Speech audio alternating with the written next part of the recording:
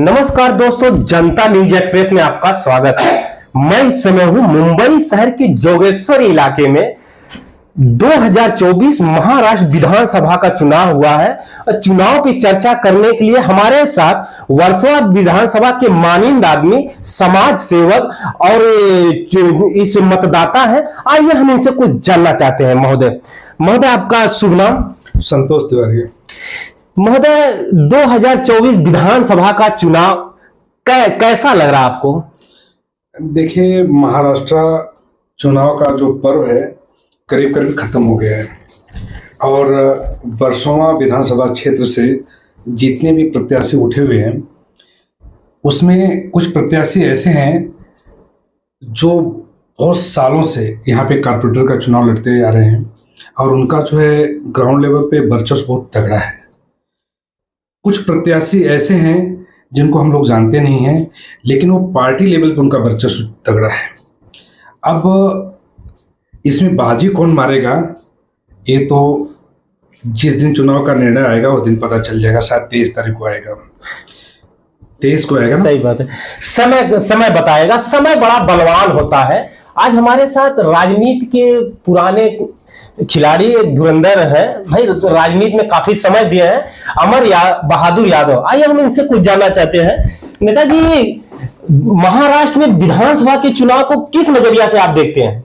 देखिए, जो ये चुनाव संपन्न हुआ है और बहुत ही सबसे बड़ी बात है कि मुंबई की सभी जनता को बहुत बधाई देना चाहूंगा कि चुनाव बहुत शांतिपूर्वक से जो संपन्न हुआ है।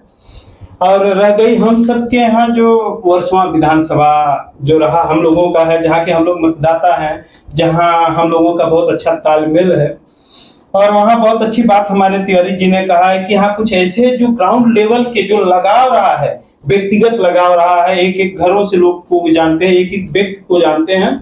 तो ऐसे भी हमारे जो है कि प्रत्याशी बीच में रहे हैं। वर्तमान में पिछले 2 बार से जो यहाँ की अस्थाई जो है कि विधायिका जी हैं वो भी हैं, तीसरी बार इनको पार्टी ने टिकट दिया है। तो लोगों का एक अपना एक जनाधार है, लोगों के बीच एक लगाव है। और जो आने वाले 23 तारीख को जो परिणाम होगा, उस परिणाम में जो हम सभी लोगों मतदाता ने जो वोट दिया, हम सबकी वोट जो है तब्दील होगी और वो बहुत अच्छा देखने को मिलेगा। और बहुत ही धन्यवाद दूंगा जो है कि यहाँ के लोगों का कि जो आप लोगों ने इतना बढ़िया सहयोग और साथ दिया। जी, हमारे साथ है जमीनी नेता जो जमीन से जुड़े हुए हैं और यहीं मुंबई शहर में पैदा हुए। उन्होंने यहाँ पे शिक्षा दीक्षा यहीं पे हुई है। हमारे साथ है प्रमोद यादव जी। प्रमोद जी, महाराष्ट्र में विधानसभा के चुनाव को आप किस नजरिया से देखते हैं? महाराष्ट्र में जो विधानसभा चुनाव हुआ है अभी शाम को 6 बजे खत्म हुआ है।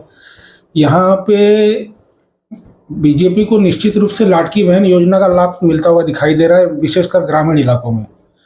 परंतु अपने वर्सोवा विधानसभा चुनाव में यहाँ पे जो अभी 6 बज गया है, यहाँ 48.5% मतदान पड़ चुका है। और 2019 के चुनाव में यहाँ पर 43.5% मतदान पड़ा था।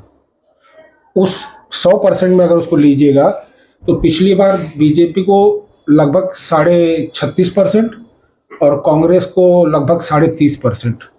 और उस समय इंडिपेंडेंट लड़ी थी राजू पटेल जी, उनको भी 30% के आसपास समथिंग मिला था और मनसे को 4.5% मिला था 19 में। और इस बार जो 5% वोट बढ़ा है, तो इसका जो वोट अगर वोट प्रतिशत बढ़ा है तो इसका मतलब जनता ज़्यादा घरों से निकली है वर्सोवा विधानसभा में। तो जहाँ तक मेरा अनुमान है, जनता जो निकली है वो किसी व्यक्ति विशेष को जिताने के लिए ही निकली होगी। और मुझे जहाँ तक विश्वास है कि झोपड़पट्टी के या झुग्गी झोपड़ियों के लोग ज़्यादा बाहर निकल के वोट किए हैं इस बार, और फ्लैट में एसी में रहने वाले लोग कम निकल के वोट किए हैं। तो इस बार कुछ कहा नहीं जा सकता, फिर भी जहाँ तक मेरा अनुमान है कि इस बार परिवर्तन भी हो सकता है। जी, ओबीसी समाज के रमेश तायडे जी हैं, जो एससी समाज के रमेश तायडे जी हैं और जो जमीनी एक नागरिक हैं और यहाँ के वोटर्स भी हैं। आइए हम उससे जानना चाहते हैं। नेताजी, आप वर्सोवा विधानसभा जो चुनाव हुआ है, यहाँ पे काफी लोग जो है चुनाव में खड़े हुए हैं। क्या लगता है आपको, यहाँ का चुनाव को किस नजरिया से आप देखते हैं? यहाँ का जो चुनाव है ये 1 नंबर का चुनाव हुआ इस बार है ना, जात पात देख के नहीं चुनाव हुआ है। इस बार बढ़िया ढंग से चुनाव हुआ है अपने एरिया में, और सभी ने शांति से वोटिंग किया है और अच्छे से उठवा है यहाँ का। ना कोई झगड़ा हुआ, ना कोई ऐसा ज़्यादा मिचमिच हुआ, ना ये हुआ ना वो हुआ, ऐसा सब शांतिपूर्वक वोटिंग हुआ। अभी देखते हैं 23 तारीख को आने दो, 23 तारीख के बाद करते हैं क्या होने वाला क्या नहीं होने जी वाला, जी। जरा देखते हैं।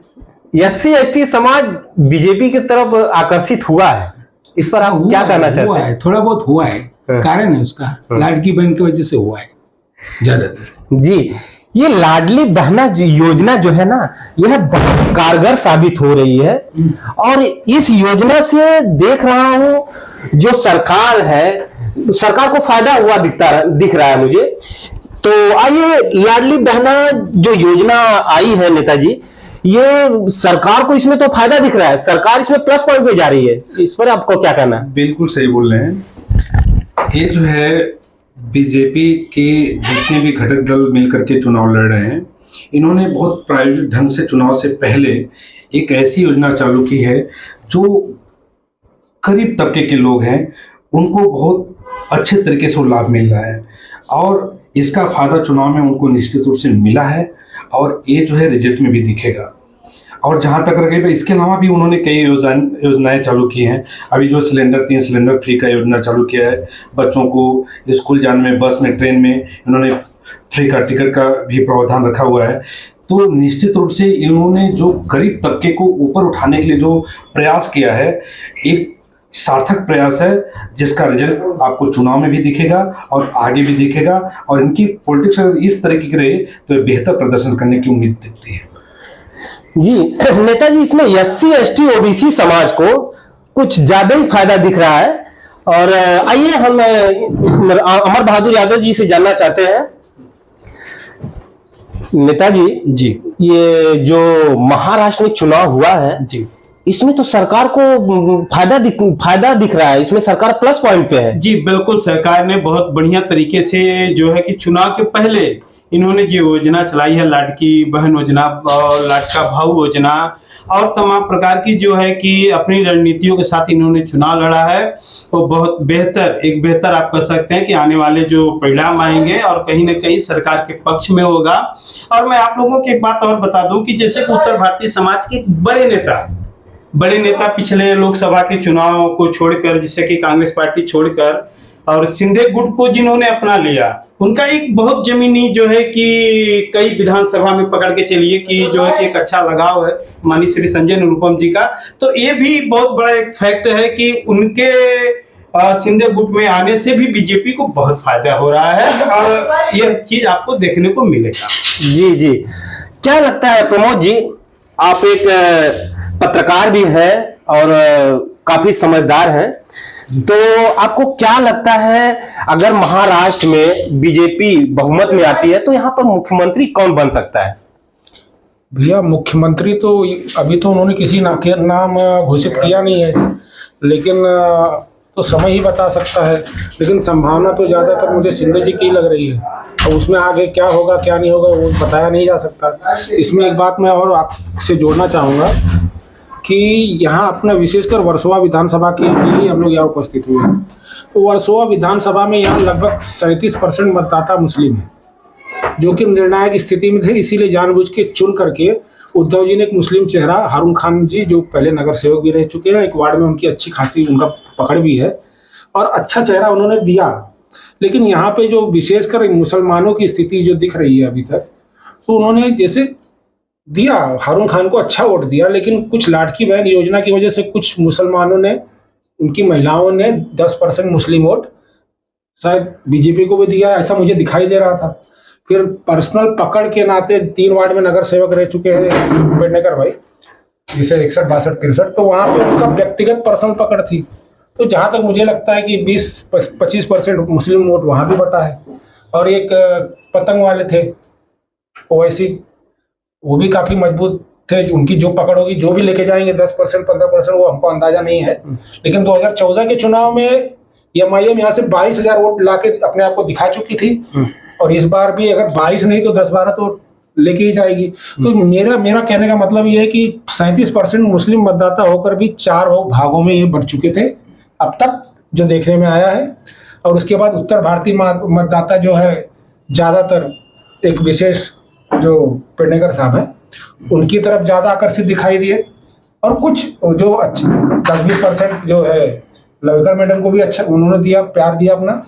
तो इस तरह जी, एक निर्दलीय विधायक को आप किस रूप में देखना चाहते हैं? एक वर्सोवा विधानसभा में निर्दलीय विधायक, निर्दलीय उम्मीदवार जो है राजू पेडनेकर साहब खड़े हुए थे, उनके विषय में आपका क्या कहना है, क्या इरादा है? वो एक नंबर के अच्छे लीडर है यहाँ के, हम लोग 20 साल से उनको जानते हैं, और एक नंबर के नगर सेवक भी रहे, एक नंबर के विधायक भी बन जाते तो एक नंबर के रहेंगे यहाँ के लिए, हमारी जनता के लिए, आम जनता के लिए एक नंबर के। लेकिन जब वो नगर सेवक थे तो पार्टी लेवल पे थे, अब वो निर्दलीय जो है एमएलए का चुनाव लड़े हैं, इस पर आपका क्या कहना है? निर्दलीय में काफी मजबूत उनकी पकड़ है।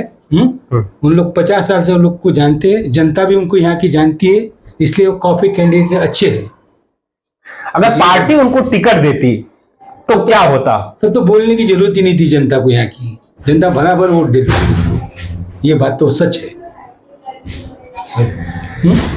जी, इनका कहना है कि यहाँ के जो निर्दलीय उम्मीदवार हैं पेडनेकर साहब, बहुत ही अच्छे कार्य सम्राट के रूप में उनको जाना जाता है। 3 वार्डों में वो कारपोरेटर रहे हैं और इस बार जो है एमएलए का चुनाव लड़े हैं और अच्छा वोट, अच्छे मार्जिन वोटों से वो आएंगे, अच्छा वोट मिला है उनको।